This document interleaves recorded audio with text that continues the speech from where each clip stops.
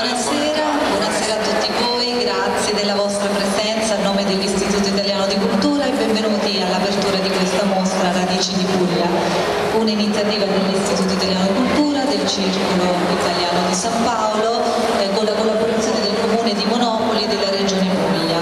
Io colgo subito l'occasione per ringraziare ovviamente il Circolo Italiano di San Paolo, che è sempre così amichevole, cordiale e gentile nella collaborazione con noi nell'organizzazione di eventi culturali. L'occasione inoltre ci è particolarmente gradita perché ci permette anche di farci gli auguri per Natale, per le prossime feste e conclude così il ciclo, diciamo la stagione culturale dell'Istituto Italiano di Cultura.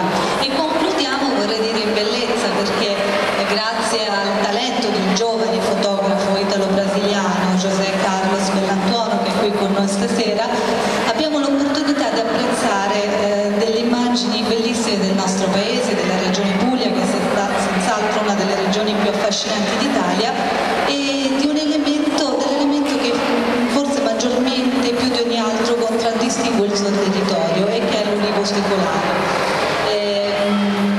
Quindi prima di passare la parola a José Carlos, che spero ci racconterà un po' la storia di queste fotografie, volevo fare una precisazione, volevo comunicarvi che questa mostra è stata presentata per la prima volta in Italia l'anno scorso e grazie all'originalità delle immagini, alla qualità artistica di queste fotografie e anche all'attenzione che si dedica al problema della distruzione di queste meravigliose piante nel nostro paese, che sta succedendo negli ultimi anni, ha ricevuto un notevole interesse da parte della stampa e ci sono stati molti articoli di giornali, di quotidiani importanti su questa mostra.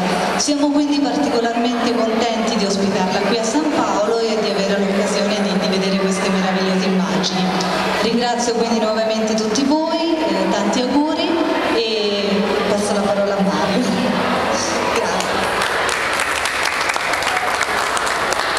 In nome del Circolo Italiano voglio dirvi che sono molto lieto di chiudere le manifestazioni culturali dell'anno con questa mostra, che è veramente qualcosa di notevole, molto di più di quanto mi immaginavo quando abbiamo parlato la prima volta.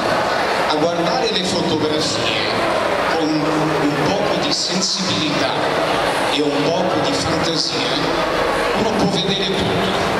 Io ho visto solo il grido di Mush, ho visto lo scheletro di un pescecane, ho visto il capitano dei Pirati del Caribe, ho visto delle immagini favolose, ho visto veramente delle fotografie estreme.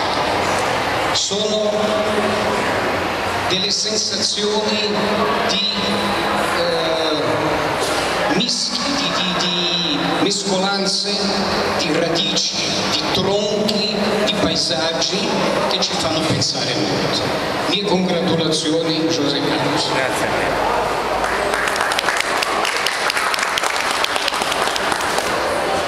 Per me è un onore essere qui stasera, anche perché San Paolo è la terra dove io sono nato e ho vissuto appena 6 mesi e poi tornato in Italia. Mio papà era fotografo qui a San Paolo, ha fatto la sua professione per tanti anni con la famiglia Matarazzo e per me era come d'obbligo tornare in questa città e portare un po' la nostra radice. Non peraltro questo progetto si chiama Radici di Puglia e poi c'è un altro progetto sull'ulivo secolare e l'urlo dell'ulivo. Quindi c'è stato questo ritornare alla metà di me, l'altra metà è lì. È bellissimo perché mi ha dato l'opportunità di creare anche questo spazio, per la prima volta cogliere un'esposizione, collaborare con tutte le persone che gentilmente qui mi hanno aiutato.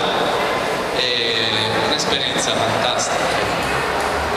Non so, il progetto, le fotografie non hanno dicitura perché è discorso di ritrovare la forma che la natura ha.